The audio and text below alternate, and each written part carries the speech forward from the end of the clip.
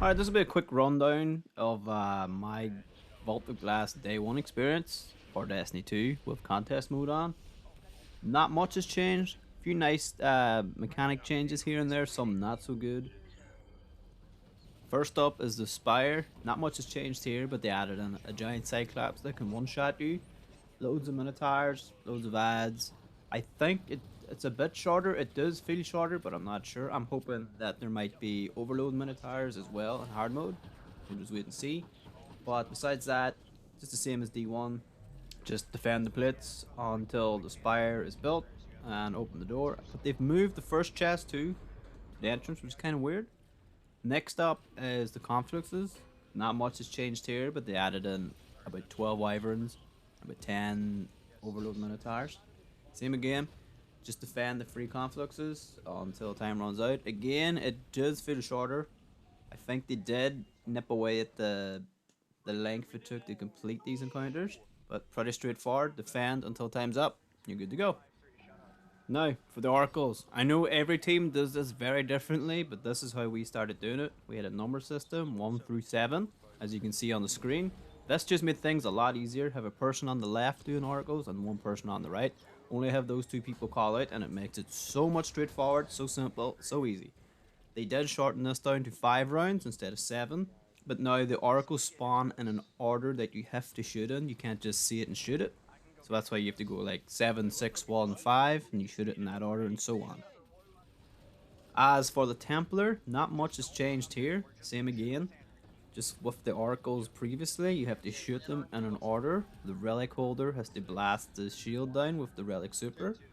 And you just do damage. You can still block them like you did in D1. You just stand in the white rings. But since this is contest mode, we almost had the 2 phase. So it was about a 3 phase, and the main difference with the relic is that it can no longer cleanse you when you're marked for negation.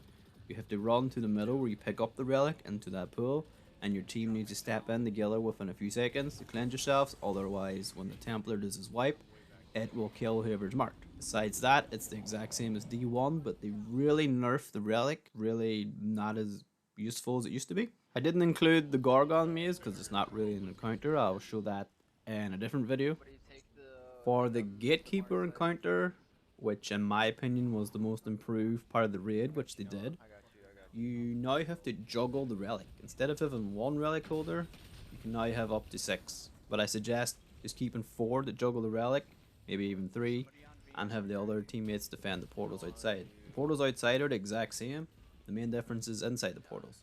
You'll have wyverns and shielded minotaurs that spawn in, and you just call out which side shielded minotaurs on. As you can see here, I went into Mars first with the relic, defeated the minotaur, passed the shield on to my teammate that was previously defending it. He took the shield out, brought it over the Venus side, and someone else over there went in and did the exact same thing. The main reason for this rotation is once you pick up the relic and drop it, you get a debuff for about 35-40 seconds that prevents you from re-entering the portals. Teammates can still come in and out of the portals because they didn't touch the relic, but as soon as you pick up the relic and drop it, you get that debuff. As you can see here, this is the rotation coming back to me. I went into Venus, did the same thing, used the relic to defeat the Minotaur, passed it on to my teammate, pop your super, clear the ads, clear the wyverns, and that's about it. I do recommend put on clearing supers, anarchy, grenade launchers, just it makes it so much simpler and easier on yourself when you're in there. As well, when you're outside defending the portals, gatekeepers will respawn in from time, depending on how long you take. You might get 1 or 2. Simply just defeat the gatekeeper that spawns in the middle again, it reopens the portals, that's about it. And once you're done inside the portals, you want to come back out because there's going to be a confluence in the throne room, and you're going to have another 3 shielded minotaurs and 3 wyverns that spawn in. Simply use the relic, defeat the minotaurs, pop all your supers, go ham, do what you gotta do, clear the wyverns. And that is the new Gatekeeper Encounter, which, like I said at the beginning, it's the most improved part they did in this raid, and I really enjoy it. I did have to include this clip because I got the God Roll Fatebringer on our first clear of it, so yes, sorry, not sorry. Now for Atheon, unfortunately, our day 1 team, some members had to go, some members gave up, some members got tired, so we called it quits after a few tries. So after a few hours sleep before reset, I did jump back in to try and get the contest clear because I wanted the day 1 clear. But the LFG group would have none of it. They said, what's the point? There's no reward. I was all, well, fair enough. I can't really argue here. So time was running out anyway, so pretty much we just backed out, went back in, and cleared it normally.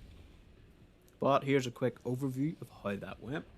Your main difference with the oracles is that they now spawn in the throne room, and your team in the throne room has to give you the callouts on what order to kill them. There's now 9 oracles, 3 sets of 3.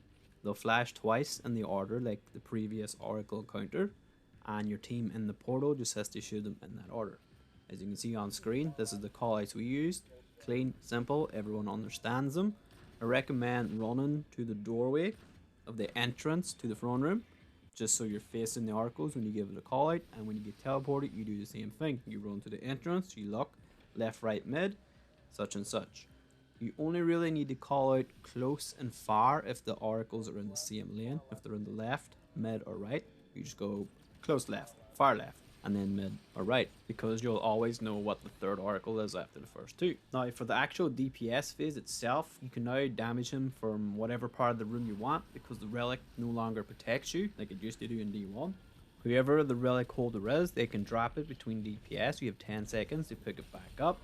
There's now a debuff called Containment. Atheon will cast it upon a random member of your team. You have 5 seconds to move away from your team, or your entire team gets trapped, and that's a wipe. If you move, your team can shoot you out of the bubble, and you get back to DPS. So that's pretty much how my day 1 experience went. If this helped in any way, if it was fun to watch, let me know. I might do more of these. By the way, the Deepstone Crypt one's finally coming after 6 months. Sorry,